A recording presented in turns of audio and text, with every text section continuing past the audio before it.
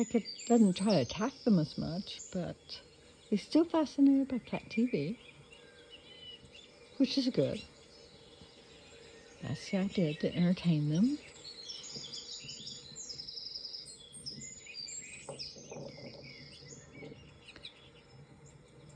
Eventually, when the weather warms up, they'll be able to see the cat TV kind of through the sliding glass doors and windows. We'll have our own squirrels and birds.